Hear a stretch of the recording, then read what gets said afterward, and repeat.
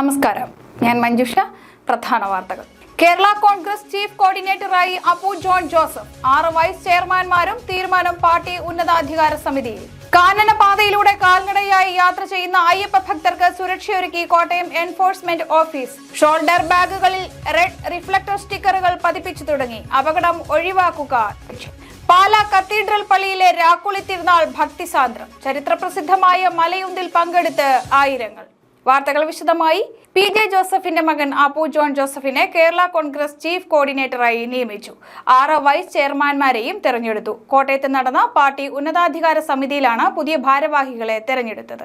PJ ജോസഫിന്റെ മകൻ Appu John ജോസഫിനെ കേരള കോൺഗ്രസ് ചീഫ് കോർഡിനേറ്ററായി നിയമിച്ചു. ഇത് സംബന്ധിച്ച് ഉന്നതാധികാര സമിതി തീരുമാനിച്ചു. KM മാണിയുടെ മരുമകൻ MP ജോസഫ് ഉൾപ്പെടെ 6 പേരെ വൈസ് ചെയർമാൻമാരായും തെരഞ്ഞെടുത്തു. NCP വിട്ട് കേരള കോൺഗ്രസിലെത്തിയ റെജി ചെറിയാനും വൈസ് ചെയർമാൻ പദവി നൽകിയിട്ടുണ്ട്. പുതിയ പദവിയിൽ അഭിമാനമെന്ന് അപ്പു ജോൺ ജോസഫ്. UDFിനെ ശക്തിപ്പെടുത്തുന്ന പ്രവർത്തനങ്ങളുമായി മുന്നോട്ടു പോകുമെന്ന് അപ്പു ജോൺ ജോസഫ് പ്രതികരിച്ചു. മക്കൾ രാഷ്ട്രീയത്തിന്റെ പാതയിലല്ല എന്റെ വരവ്. അങ്ങനെയെങ്കിൽ മുൻപേതെങ്കിലും സീറ്റിൽ മത്സരിക്കുമായിരുന്നു. പാർട്ടിയിൽ പ്രവർത്തിച്ച് മുന്നോട്ട് വരണമെന്ന് പിതാവിന് നിർബന്ധമുണ്ടായിരുന്നു. അങ്ങനെ കഴിവ് തെളിയിച്ചാണ് തന്റെ വരവെന്നും അപ്പു ജോൺ ജോസഫ് വ്യക്തമാക്കി.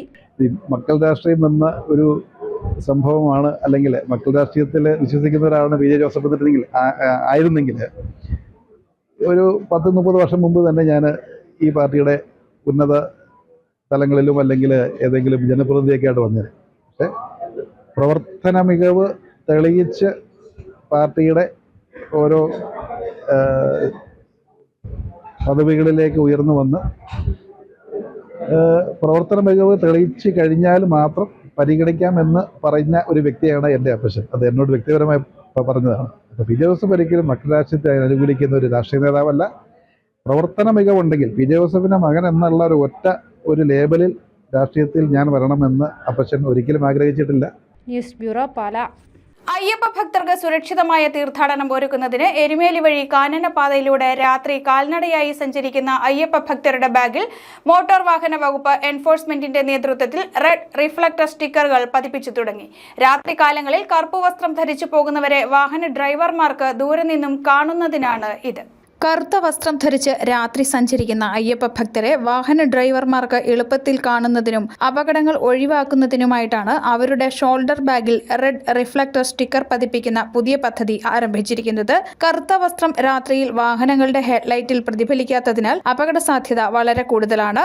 റെഡ് റിഫ്ലക്ടർ സ്റ്റിക്കർ പതിപ്പിക്കുന്നത് വഴി വാഹനങ്ങളുടെ ഹെഡ്ലൈറ്റിൽ പ്രതിഫലിച്ച് അയ്യപ്പ ഭക്തരെ ദൂരെ നിന്ന് തന്നെ തിരിച്ചറിയാൻ സഹായിക്കും. കോട്ടയം എൻഫോഴ്സ്മെന്റ് RTO C ശ്യാമിന്റെ നിർദ്ദേശ പ്രകാരം Erumeli safe zone chief controlling officer Shanavas Kareem, controlling officer B ആശാകുമാറിന്റെ നേതൃത്വത്തിൽ AMVI സെബാസ്റ്റ്യൻ PK, റെജി സലാം എന്നിവരാണ് സ്റ്റിക്കർ പതിപ്പിക്കുന്ന പദ്ധതിക്ക് തുടക്കമിട്ടിരിക്കുന്നത്. News bureau, Kottayam. Pala cathedral പള്ളിയിലെ രാക്കുളി തിരുനാളിനോടനുബന്ധിച്ചുള്ള ചരിത്രപ്രസിദ്ധമായ മലയുന്ത് പ്രദക്ഷിണം ഭക്തിസാന്ദ്രമായി. 1.5 ടണ്ണിലേറെ ഭാരമുള്ള മലയേന്തുന്നത് കിഴതടിയൂർ കരക്കാരാണ്. പാലാ കത്തീഡ്രലിൽ രാക്കുളി തിരുനാളിനനുബന്ധിച്ചുള്ള ചരിത്രപ്രസിദ്ധമായ മലയുന്ത് പ്രദക്ഷിണം ഭക്തിസാന്ദ്രമായി. 1.5 ടണ്ണിലേറെ ഭാരമുള്ള മല കഴുതടിയൂർക്കരക്കാരുടെ കരങ്ങളിൽ പൊങ്ങിക്കിടന്ന് മുന്നോട്ടും പിന്നോട്ടും നീങ്ങുന്നത് നയനമനോഹരമായ കാഴ്ചയാണ്. പുൽക്കൂടിന്റെ പ്രതീകമായ മലയിൽ ഉണ്ണീശോയും യൂസഫും ക്രൈസ്ത കന്യാമറിയവും മാലാഖമാരും 3 രാജാക്കന്മാരും ഇടയന്മാരും ആടുകളും മൃഗങ്ങളും പൂജരാജാക്കന്മാർക്ക് വഴികാട്ടിയായ നക്ഷത്രവുമൊക്കെ ആവിഷ്കരിച്ചിട്ടുണ്ട്.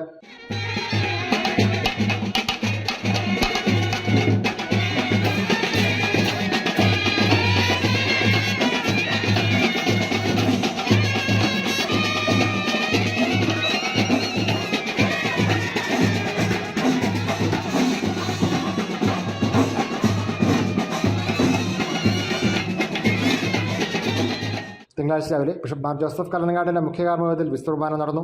തിരുക്കർമ്മങ്ങളിലും മലയുന്ത് പ്രദക്ഷിണങ്ങളിലും ആയിരങ്ങൾ പങ്കെടുത്തു. വികാരി ഡോക്ടർ ജോസ് കാക്കലിൽ, അസിസ്റ്റന്റ് വികാരിമാരായ father Jose Ettaykkunnil, father Jose Uzhiyil, father Sebastian Alappattukottayil തുടങ്ങിയവർ നേതൃത്വം നൽകി. പ്രദക്ഷിണത്തിന് ശേഷം കൊച്ചിൻ തരംഗ് ബീഡ്സിന്റെ ഗാനമേളയും ഉണ്ടായിരുന്നു. News bureau, Pala. Jose K മാണിയുടെ UDF പ്രവേശനം അവർ തന്നെ നിഷേധിച്ച സാഹചര്യത്തിൽ ആ വാർത്തയ്ക്ക് പ്രസക്തിയില്ലെന്ന് PJ ജോസഫ്. നിലവിൽ അങ്ങനെ ഒരു ചർച്ച ഉണ്ടായിട്ടില്ല. അങ്ങനെ ഉണ്ടായാൽ UDF ആണ് തീരുമാനമെടുക്കേണ്ടത്. ആ വിഷയം UDF ചർച്ച ചെയ്യും. നിലവിൽ മാധ്യമങ്ങൾ പറഞ്ഞതല്ലാതെ അത്തരം സാഹചര്യങ്ങളില്ലെന്നും അദ്ദേഹം പറഞ്ഞു. കേരള സർക്കാരിന്റെ പുതിയ വനം നിയമം പിൻവലിക്കണമെന്നും വന്യമൃഗങ്ങൾ ജനവാസ കേന്ദ്രങ്ങളിലേക്ക് ഇറങ്ങി വരുന്നത് തടയാൻ നടപടികൾ ഉണ്ടാകണമെന്നും PJ ജോസഫ് കോട്ടയത്ത് പറഞ്ഞു. ജനവാസ കേന്ദ്രങ്ങളിലേക്ക് വന്യമൃഗങ്ങൾ കടന്നു വരുന്ന പ്രശ്നം അടിയന്തരമായി ഗുരുതരമായി പരിഹരിക്കണമെന്നാണ്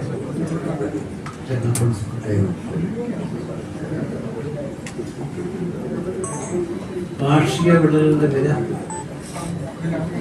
നിശ്ചയിക്കാൻ കർഷകരെ സംരക്ഷിക്കാനുള്ള കേന്ദ്ര സംസ്ഥാന ഗവൺമെന്റുകളുടെ കർഷക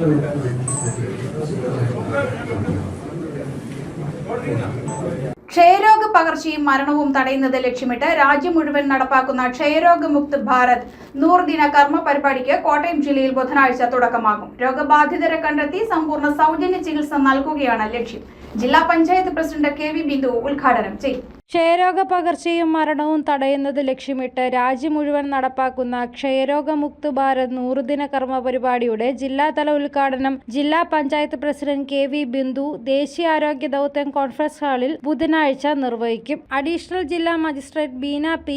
ആനന്ദ് അധ്യക്ഷത വഹിക്കുന്ന പരിപാടിയിൽ ജില്ലാ medical officer doctor N. Priya മുഖ്യപ്രഭാഷണം നടത്തും. ആരോഗ്യ കേരളം ജില്ലാ programme manager doctor Vyas Sukumaran, തദ്ദേശ സ്വയംഭരണ വകുപ്പ് ജോയിന്റ് ഡയറക്ടർ ബിനു ജോൺ, ജില്ലാ TB officer doctor Babu Varghese തുടങ്ങിയവർ പങ്കെടുക്കും. രോഗം ബാധിക്കാൻ കൂടുതൽ സാധ്യതയുള്ളവരെ പരിശോധനയ്ക്ക് വിധേയരാക്കുകയാണ് പരിപാടിയുടെ മുഖ്യമായ പ്രവർത്തനം. രോഗസാധ്യത കൂടിയവരെ കണ്ടെത്തുന്ന പ്രക്രിയ ആശാപ്രവർത്തകരുടെ നേതൃത്വത്തിൽ ഇതിനോടകം പൂർത്തിയാക്കി കഴിഞ്ഞു. ഇങ്ങനെ കണ്ടെത്തിയവരെ കഫം, എക്സ്റേ, നാറ്റ് പരിശോധനകൾക്ക് വിധേയരാക്കും. കഫ പരിശോധനകൾക്കായി ജില്ലയിൽ 65 ആരോഗ്യ കേന്ദ്രങ്ങളിൽ സൗകര്യമൊരുക്കിയിട്ടുണ്ട്.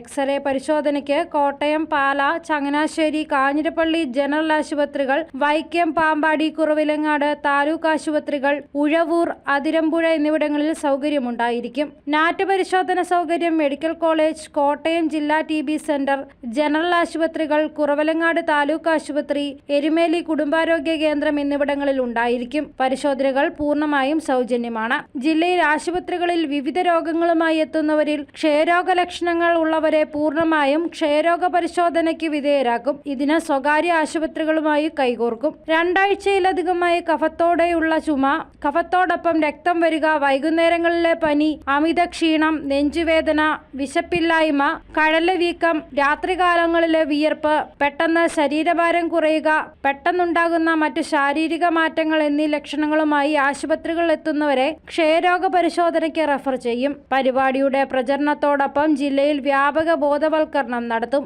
ആശാപ്രവർത്തകരുടെയും ആരോഗ്യ പ്രവർത്തകരുടെയും നേതൃത്വത്തിൽ വീടുകൾ സന്ദർശിക്കും. കുടുംബശ്രീ, അങ്കണവാടി, സ്വയം സഹായ സംഘങ്ങൾ എന്നിവയിലൂടെയും സന്ദേശങ്ങൾ ജനങ്ങളിലെത്തിക്കും. ക്ഷയരോഗം മുമ്പ് ചികിത്സിച്ച് സുഖമായ വ്യക്തികളെ കുറഞ്ഞത് ഒരു ബ്ലോക്കിൽ നിന്നും ഒരാളെയെങ്കിലും കണ്ടെത്തി TB ചാമ്പ്യന്മാരായി പ്രഖ്യാപിച്ച് അവരുടെ അനുഭവ സാക്ഷ്യങ്ങൾ ബോധവൽക്കരണത്തിന് ഉപയോഗിക്കും. പരിശോധനയിലൂടെ രോഗം സ്ഥിരീകരിക്കുന്നവർക്ക് സമ്പൂർണ്ണ സൗജന്യ ചികിത്സ നൽകും. ക്ഷയരോഗ ചികിത്സയ്ക്ക് മരുന്നിനൊപ്പം തന്നെ പ്രധാനമാണ് പോഷകാഹാരവും എന്നതിനാൽ 6 മാസം 200 രൂപ വീതം നിക്ഷയ് പോഷൺ യോജന വഴി കേന്ദ്ര സർക്കാർ ധനസഹായം നൽകും. കൂടാതെ നിക്ഷയ് മിത്ര പദ്ധതി വഴി സ്വകാര്യ വ്യക്തികളിൽ നിന്നും സംഘടനകളിൽ നിന്നും പോഷകാഹാര കിറ്റുകളും സമാഹരിച്ചു നൽകും. പരിശോധന കൂടുതൽ വ്യാപിപ്പിച്ച് രോഗബാധിതരെ എല്ലാവരെയും നേരത്തെ കണ്ടെത്തി കൃത്യമായ ചികിത്സയും പോഷകാഹാരം നൽകി രോഗപകർച്ചയും മരണവും പൂർണ്ണമായും തടയുകയാണ് പരിപാടിയിലൂടെ ലക്ഷ്യമിടുന്നത്. TB മുക്ത ഭാരത് എന്ന ലക്ഷ്യം വെച്ചുകൊണ്ട് ഇന്ത്യയിലുടനീളം നമ്മൾ 100 ദിന കർമ്മ പരിപാടി, അതായത് എല്ലാ TB പേഷ്യൻസിനെയും കണ്ടുപിടിച്ച് രോഗപകർച്ച തടയുകയും അതുപോലെ തന്നെ മരണനിരക്ക് കുറയുക എന്ന ലക്ഷ്യത്തോടെയാണ് തുടങ്ങിയിരിക്കുന്നത്. അത് 100 ദിനം എന്ന് പറയുമ്പോൾ ഡിസംബർ 7-ാം തീയതി നമ്മുടെ സ്റ്റേറ്റിൽ അത് ഇനാഗുറേറ്റ് ചെയ്യപ്പെട്ടു. ഡിസംബർ 7 മുതൽ മാർച്ച് 24 വരെയാണ് ഈ പ്രോഗ്രാം നമ്മൾ പ്ലാൻ ചെയ്തിരിക്കുന്നത്. ഇതിനായിട്ട് TB വരാൻ സാധ്യതയുള്ള ഹൈ റിസ്ക് ഗ്രൂപ്പിനെ നമ്മൾ ഓൾറെഡി കണ്ടെത്തി കഴിഞ്ഞു. അവരെ എല്ലാം കഫ പരിശോധന, എക്സ്റേ പരിശോധന, നാറ്റ് പരിശോധന എന്നിവ ഫ്രീ ആയിട്ട് നമ്മുടെ ആരോഗ്യവകുപ്പിൻ്റെ സിസ്റ്റത്തിൽ തന്നെ ഫ്രീ ആയിട്ട് ചെയ്തു കൊടുക്കുകയും അഥവാ പുറത്ത് ചെയ്യുകയാണെങ്കിൽ തന്നെ അതിനവർക്ക് നമ്മൾ അതിനുള്ള പൈസ റീഇംബേഴ്സ് ചെയ്ത് കൊടുക്കുകയും ചെയ്യുന്നുണ്ട്.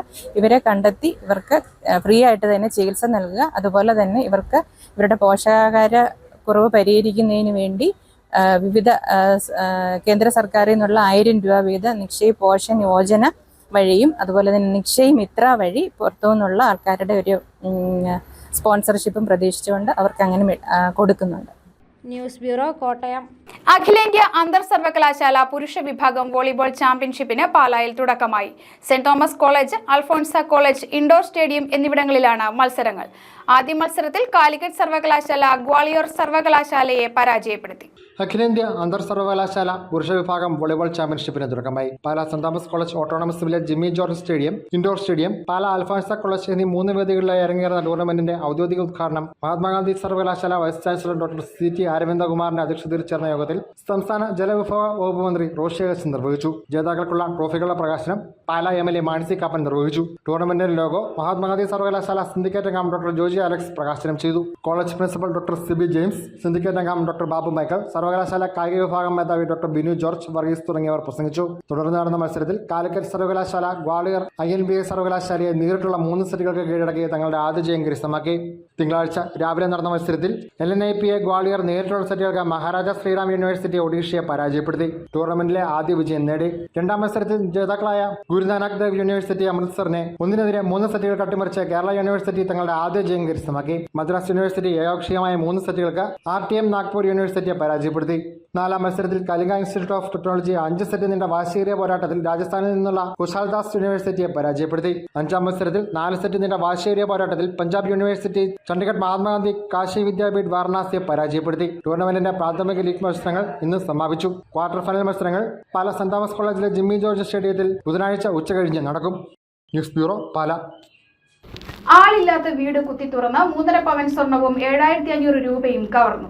കോട്ടയം അതിരമ്പുഴ പാറോലിക്കൽ വഞ്ചിപ്പത്രയിൽ രാജീവ് രാജിന്റെ വീട്ടിലാണ് മോഷണം. വീടിന്റെ മുൻവാതിലിന്റെ അടിയിലെ പാളി തകർത്ത് അകത്ത് കയറി മോഷ്ടാക്കൾ അലമാരയിൽ 2 സൂക്ഷിച്ചിരുന്ന സ്വർണ്ണാഭരണങ്ങളും പണവുമാണ് കവർന്നത്. വ്യാപക തിരച്ചിൽ നടത്തിയതിന്റെ ഭാഗമായി വീടിന്റെ ഉള്ളിൽ സാധനങ്ങളെല്ലാം വാരി വലിച്ചിട്ട നിലയിലായിരുന്നു. രാജീവിന്റെ ഭാര്യ സ്റ്റെഫി, കൈക്കുഞ്ഞായ മകൾ സ്റ്റെഫിയുടെ പിതാവ് വർഗീസ് ജോൺ, ഭാര്യ എന്നിവരാണ് വീട്ടിൽ താമസിക്കുന്നത്. കഴിഞ്ഞ 22-ന് ഇവർ വീട് അടച്ചുപൂട്ടി വർഗീസ് ജോണിന്റെ കുമളിയിലെ വീട്ടിലേക്ക് പോയിരുന്നു. 5-ാം തീയതിയാണ് മടങ്ങിയെത്തിയത്. വീട്ടിലെത്തിയപ്പോഴാണ് മോഷണ വിവരം അറിയുന്നത്. ഉടൻ പോലീസിന് വിവരം അറിയിക്കുകയായിരുന്നു. ക്രിസ്മസ് രാത്രിയിൽ വീട്ടിൽ വെളിച്ചമില്ലാതെ കിടക്കുന്നത് കണ്ട് ആളില്ലെന്ന് മനസ്സിലാക്കിയ മോഷ്ടാക്കളാകാം കവർച്ച നടത്തിയതെന്നാണ് പോലീസ് നിഗമനം. കവർച്ച നടന്ന വീട്ടിൽ CCTV ക്യാമറകൾ ഇല്ലാതിരുന്നത് മോഷ്ടാക്കൾക്ക് അനുകൂലമായി. വീടും വീട്ടുകാരുമായി അടുത്ത ബന്ധമുള്ളവരും ഇവരുടെ യാത്ര മുൻകൂട്ടി മനസ്സിലാക്കിയവരുമാകാം മോഷണത്തിന് പിന്നിലെന്നാണ് പോലീസ് നിഗമനം. ഡോഗ് സ്ക്വാഡും വിരലടയാള വിദഗ്ധരും സ്ഥലത്തെത്തി പരിശോധന നടത്തി. മോഷ്ടാവിന്റേതെന്ന് സംശയിക്കുന്ന വിരലടയാളങ്ങൾ ഫോറൻസിക് സംഘത്തിന് ലഭിച്ചിട്ടുണ്ട്.